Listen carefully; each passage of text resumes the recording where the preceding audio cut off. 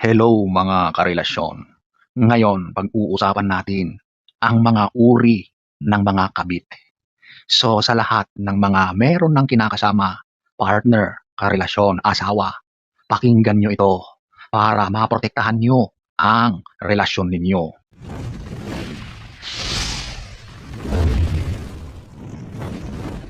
So diretso na tayo sa mga uri ng mga kabit. Number 1, ito yung naloko. Ito yung mga babae na unaware. Hindi nila alam ang tunay na estado ng lalaki. So dito pumapasok na sila ay niloko nung lalaki. Ito yung sinabi nung lalaki na binata siya, wala siyang asawa, o kaya sinasabi at ito yung paboritong linya ng karamihan, wala na sila o kaya hiwalay na sa asawa. Okay? So yung babae na ito ay nalinlang, nasabihan siya ng mga pangako, ng mga information na hindi naman totoo. Pero nung nalaman nila ang katotohanan, ito ay lumayo, kumalas, iniwan yung gawain, yung pagkakamali niya. Kasi in the very first place, niloko siya.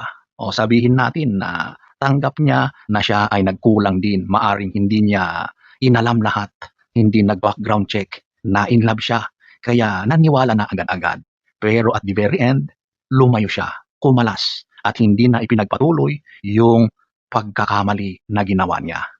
Number 2, ito yung deadma o walang pakialam na kabit. Okay? So ito na yung kabit na alam naman lahat ang pagkatao ng lalaki.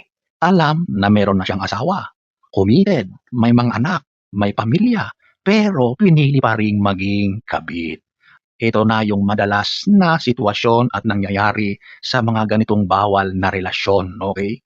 Kahit alam nila na meron na itong pamilya, tanggap nila yon, okay lang sa kanila. Ang mahalaga lang sa kanila ay nagkakaroon sila ng panahon sa isa't isa.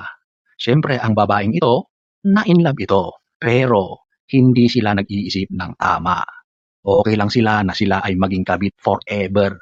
Mahalaga lang sa kanila ay meron silang ugnayan ng lalaking ito. Di bali na kung ano ang magiging consequences. Deadma siya, walang pakialam. Sa umpisa pa lang, alam na nila, pero pumapayag sila na maging kabit. Number 3, ito yung palaban. So, ang ganitong uri ng kabit, alam na rin niya lahat ng sitwasyon, ng kalagayan. Alam na niya na meron na yang asawa. Alam na niya kung ano ang mangyayari. Pero deadma, wala siyang pakialam. At ito pa, yung mga kabit na matatapang, nakikipag-away, ipinaglalaban yung karapatan niya bilang kabit. Madalas inaaway nito yung tunay na asawa, yung original. Ito yung mga kabit na makakapal, na literal ang mukha, di ba? Maraming ganito. Yung hindi mo alam kung bakit nawala na sa matinong pag-iisip dahil sa pagmamahal doon sa lalaki. Kumbaga, yung mindset na niyan is sisirain din yung relasyon ng lalaki para makuha niya at the end or magtagumpay siya na masira at umaasa na sa kanya mapunta yung lalaki. Ito yung mga nakakatakot din na mga uri ng kabit kasi wala silang pakialam kung makakasakit sila.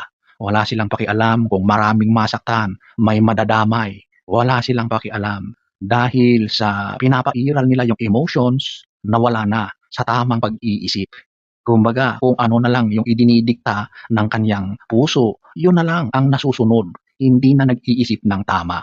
Madalas ito yung mga napapanood natin sa SOCMED, sa mga programa ni Tulpo.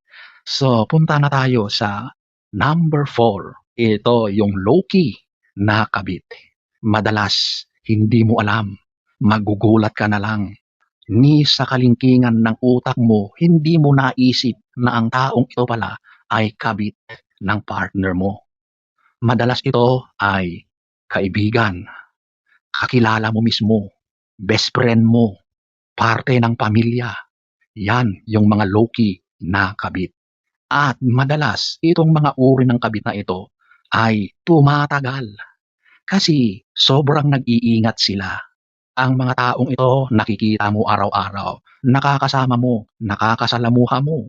Kaya ang mga kilos nila ay talaga namang kalkulado.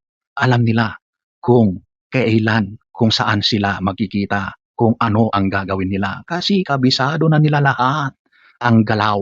Alam na nila ang schedules, ano ang routine ng bawat isa. Kaya sobrang matitinik ang mga ito at napakahirap hulihin.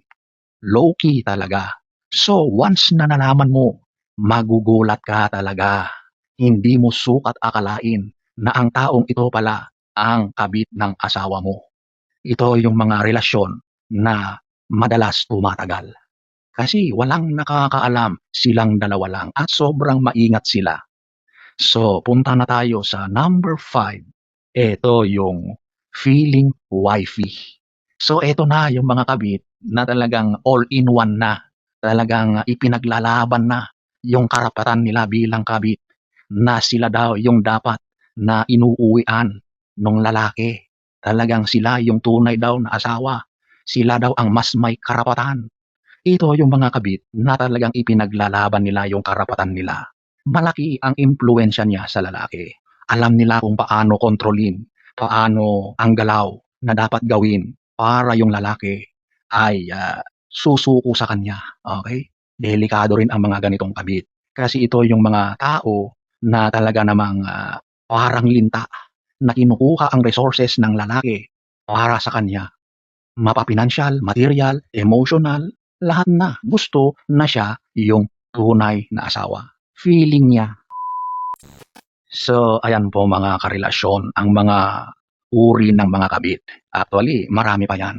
Ito ay magsisilbing aral o guide para magkaroon kayo ng kaalaman tungkol sa mga ganitong gawain para maproteksyonan nyo ang sarili nyo, ang relasyon nyo, at ang pamilya na inyong binuo.